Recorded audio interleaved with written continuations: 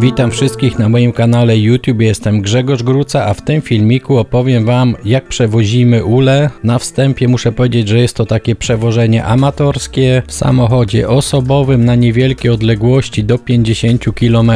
Przy pasiece wędrownej, jeżeli przewozicie te pszczoły na pożytek, no to musicie zgłosić to przed wywiezieniem powiatowemu lekarzowi weterynarii, który odpowiada za to miejsce, w którym te pszczoły postawicie. Może się okazać tak, że na danym terenie jest jakaś choroba i gdybyście te ule tam postawili, no to zarazicie swoją pasiekę i poniesiecie straty. A jeżeli zgłosicie to weterynarzowi, no to on Wam powie, tam nie wolno stawiać, ponieważ jest teren zakażony daną chorobą. Jeżeli będziecie chcieli wywieźć pszczoły powyżej 50 km od swojej pasieki, to musicie mieć ze sobą świadectwo, że Wasze pszczoły są zdrowe i wystawi Wam go lekarz weterynarii z Waszego powiatu. Gdy będziecie chcieli z powrotem przywieźć te pszczoły, a stały one na pożytku więcej niż 10 dni, no to znów weterynarz, który zarządza danym powiatem, musi Wam wystawić świadectwo zdrowia na Wasze pszczoły i wtedy możecie je z powrotem przywieźć na swoją pasiekę. Jeżeli chodzi o przepisy i legalne wywożenie pasieki na pożytek, no to jest wiedza, którą ja posiadam. Przepisy się zmieniają, czyli zawsze przed przywiezieniem warto jest zadzwonić do lekarza i dopytać, czy coś się nie zmieniło w przepisach. Podczas przewożenia bardzo ważną rzeczą jest to, żeby zabrać wszystkie pszczoły. Dlatego trzeba wybrać odpowiednią porę,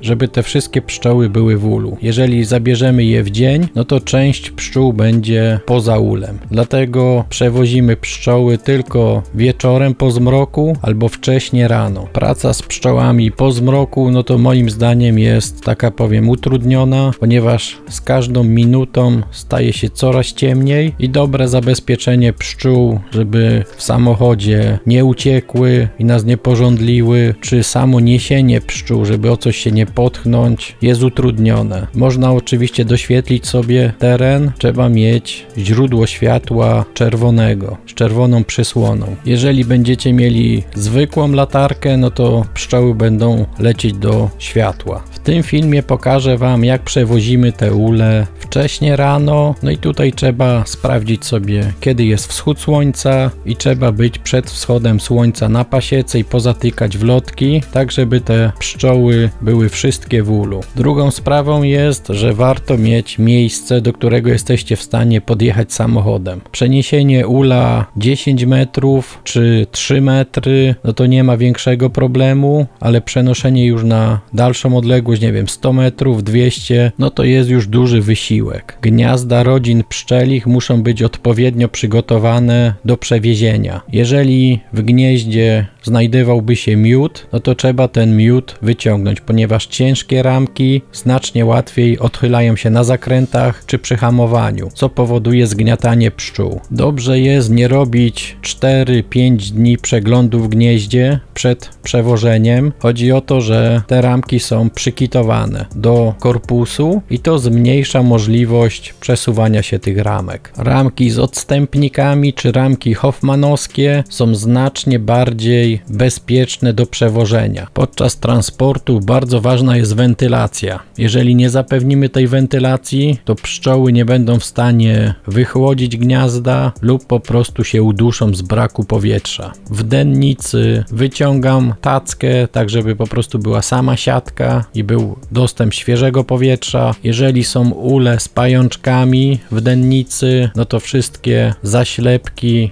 wyciągam. Zostają tylko pajączki same. Widziałem niektórych pszczelarzy, którzy przewożą rodziny pszczele z samą powałką, bez daszków, i widziałem też pszczelarzy, którzy przewożą całe jak gdyby gniazda z daszkami. Napiszcie w komentarzu, który sposób jest lepszy. Zawsze przewożę pełną ilość ramek w ulu. Jeżeli ul jest 12-ramkowy, no to przewożę 12 ramek, jeśli 10-ramkowy, no to 10 ramek. Jeżeli będzie brakowało kilku ramek, no to ramki mogą się oddrgać, zukosować i spadną na dennicę. Jeżeli macie zwykłe ramki, nie hoffmanowskie i bez odstępników, no to na czas transportu można zrobić takie wkładki z beleczek odstępnikowych, które znacznie zmniejszą ryzyko zgniecenia pszczół. Ja postanowiłem używać ramek hoffmanowskich. Bardzo ważne też jest to, żeby ule były w dobrym stanie technicznym. Tutaj w filmie widzicie korpusy styropianowe, w których nie ma żadnych ubytków tego styropianu, tak żeby pszczoły mogły wyjść. Jeżeli chodzi o zabezpieczenie wlotków, no to muszą one być na tyle zabezpieczone, żeby podczas drgań w transporcie te wlotki się nie pootwierały. Bo jeżeli wam się otworzą te wlotki w transporcie, te pszczoły zaczną wychodzić w kabinie samochodu, no to będzie poważny problem, ponieważ ciężko będzie te pszczoły z powrotem do ula pochować. Jeżeli was zaczną żądlić w samochodzie, no to możecie spowodować wypadek. Dlatego niektórzy przezorni pszczelarze, na przykład w ulach drewnianych, no to przykręcają kawałek listewki przy pomocy wkrętów i wkrętarki. I wtedy mają pewność, że ten wlotek podczas transportu się nie otworzy. Napiszcie w komentarzu, w jaki sposób wy zabezpieczacie wlotki przed tym, żeby się nie otworzyły podczas transportu. Droga w nocy czy wczesnym rankiem jest dość pusta, ale trzeba przewidzieć coś takiego, że może zdarzyć się gwałtowne hamowanie i trzeba zabezpieczyć te ule tak, żeby się nie rozpadły podczas transportu. Ja zabezpieczam te ule taką specjalną taśmą. Chodzi o to, że musicie mieć pewność, że ten ul jest dobrze spięty. Dobrze jest podjechać jak najbliżej pod miejsce, skąd zabieramy